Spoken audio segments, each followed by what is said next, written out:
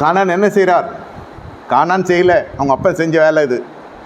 இங்கே வாடா, என்னடா நீ வா சொல்கிறேன்ல அப்படி எப்படின்னா என்ன, வஸ்திரம் ஒரு பக்கம் இருக்குது, நோவா ஒரு பக்கம் இருக்கிறார். நம்ம டேடி ஜப்பான்லாம் பண்ணுவார்ல, அதான் இப்போ என்னடா இப்போ வந்து பாரு, நம்ம டேடி பைபிள்லாம் படிக்கிறாருல்ல, இப்போ வந்து பாரு. போய் பார்த்தா அவனுங்க டென்ஷன் ஆகிட்டானுங்க. தூரத்தில் பார்க்குறப்பே தெரிஞ்சிச்சு அவனுங்க உஷாரு. பின்னாடியே போய் போற்றி ஆசீர்வாதத்தை வாங்கிட்டானுங்க. நிர்வாணத்தை மூடுகிற பொழுது ஆசீர்வாதம் வரும், நிர்வாணத்தை பறை சாட்டுகிற பொழுது சாபம் வரும். கையின் பிரயாசத்தில் ஆசீர்வாதம் இருக்காது. யாருடைய பாலியல் பிரச்சனை பேசுகிற, பிஇ எம்பிஏ பிஹெச்டி தயிர் பச்சடி தக்காளி பச்சடின்னு என்னென்னமோ படிச்சிருப்பான்.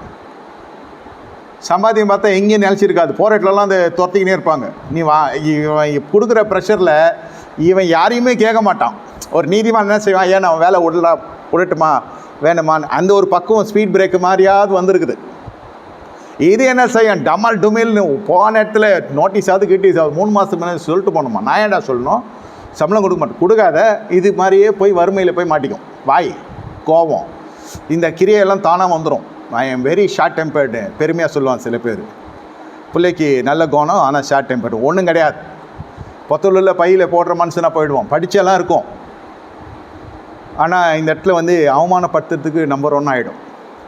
மற்றவர்களை பாலியல் கருத்து பேசுறது, மற்றவங்களுடைய தனிப்பட்ட வாழ்க்கை அந்தரங்க வாழ்க்கையை வெளியரங்கப்படுத்துறது, அவனை அசிங்கப்படுத்துறன்றது, அவனை மீடியாவில் போடுறன்றது.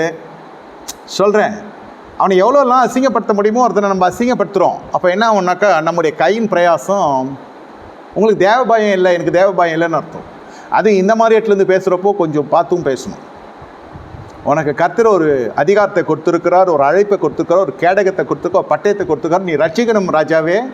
நீ போய் மற்றவனுடைய குடும்ப வாழ்க்கையோ அவனுடைய தனிப்பட்ட பொருளாதார வாழ்க்கையை குறித்து பேசுகிற பொழுது எனக்கு மிகப்பெரிய ஒரு தண்டனை நான் வரவித்துக் கொள்கிறேன்.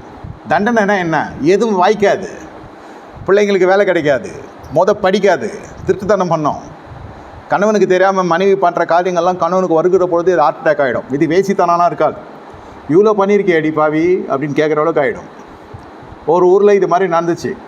இந்த மாதிரி ஒருத்தர் பயங்கரமான பிரசங்கியார், எல்லாருடைய காரியத்தையும் தீர்க்கதரிசி மாதிரி சொல்லுவார்.